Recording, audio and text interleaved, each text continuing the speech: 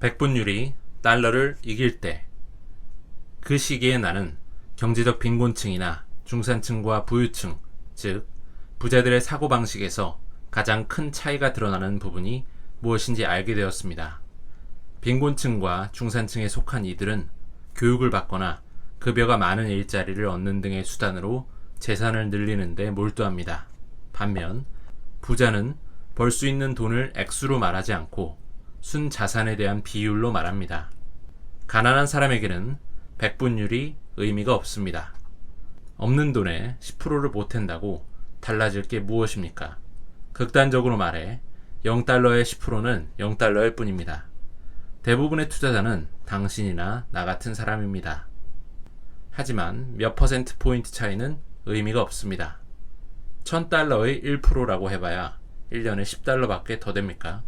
그게 무슨 대수입니까? 그러나 뮤추얼 펀드를 운용하는 사람에게는 1%는 큰 돈입니다. 그들은 당신의 돈을 어떤 주식이나 채권에 투자할지 선택한 대가로 그 투자 순자산 가치의 1.7%를 떼어갑니다. 고객 개인의 입장에서는 1.7%가 별거 아닌 것처럼 보이겠지만 그게 함정입니다. 그런 무감각이야말로 은행이 바라는 고객의 반응이죠. 이 글을 쓰고 있는 현 시점, 이 펀드는 7억 달러의 자산을 운용하고 있습니다. 7억 달러의 1.7%면 매년 1200만 달러, 한화로 약 160억 가까운 돈이 됩니다. 그런데 매번 이 1200만 달러를 그들에게 건네주는 사람은 많아져. 1.7%가 뭐 대수라고. 비율은 중요합니다. 비율은 내가 부자의 일원이 되는데 도움을 준 부자들에게서 배운 첫 번째 교훈이었습니다. 투자를 처음 배울 때 나는 그것이 개별 종목을 고르는 문제라고 생각했습니다. 애플 주식을 10달러에 사서 엄청나게 오른 현재의 시장가로 파는 것이죠.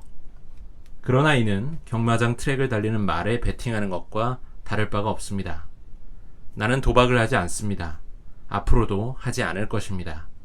이 같은 악습이 사람들의 삶을 얼마나 황폐하게 만드는지 수도 없이 보았기 때문입니다. 아버지는 도박이야말로 돈을 가장 크게 날리는 중독 중에 하나라고 말씀하셨습니다. 술은 정신을 잃게 만들지만 도박은 평생 모은 돈을 한순간에 날리게도 만든다. 이러한 이유로 주식 종목을 고르는 건 나와 전혀 맞지 않았습니다. 그때 알게 된 것이 바로 인덱스 투자입니다. 사실 이 방식은 부자 교육의 저자이자 J.L. 콜린스 NH의 설립자인 짐 콜린스로부터 처음 들었습니다. 나중에 그를 직접 만나게 되었을 때 나는 좋은 정보를 줘서 고맙다고 인사를 했죠. 인덱스 투자는 나에게 있어 최초의 합리적인 투자였습니다. 우리 같은 보통 사람들은 매일 아침 일어나 세수하고 일을 닦고 직장에 가죠. 무슨 일이든 노동을 통해 우리의 고용주에게 돈을 벌어주는 것입니다.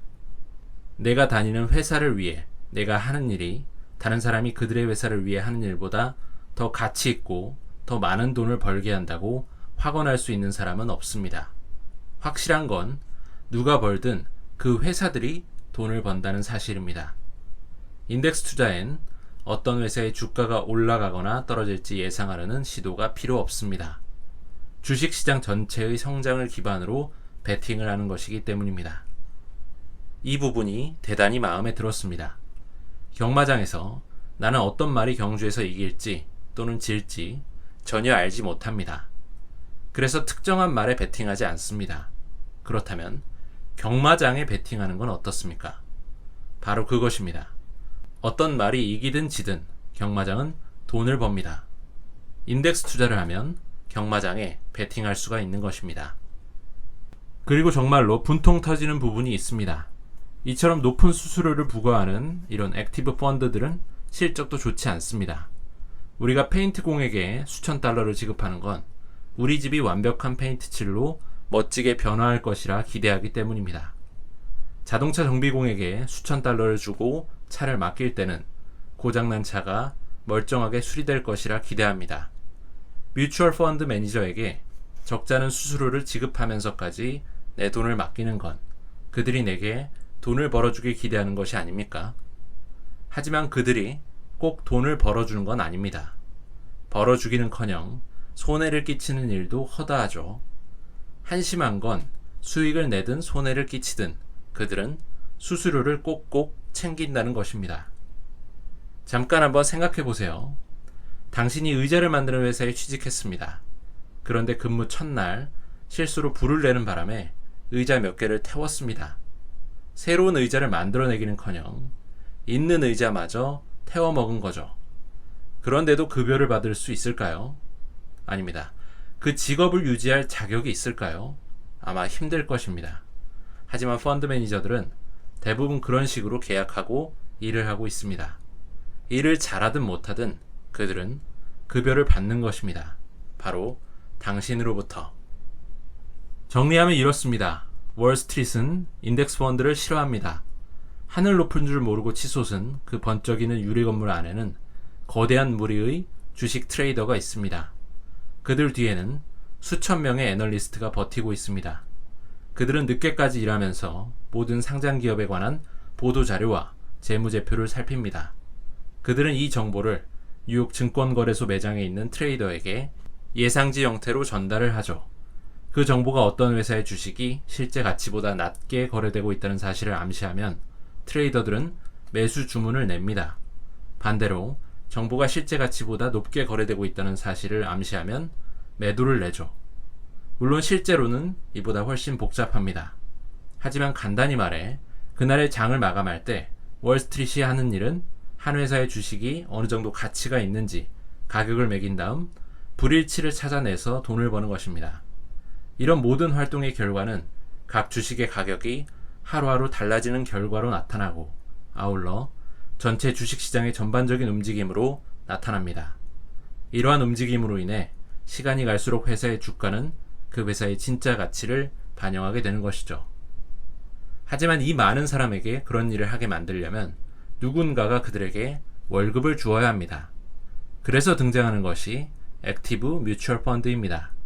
펀드에서 운용되는 자산의 1%를 수수료로 부과하게끔 규정을 해놓고 우리 같은 투자자들이 1에서 2% 정도는 우습게 여기도록 속이는 것입니다.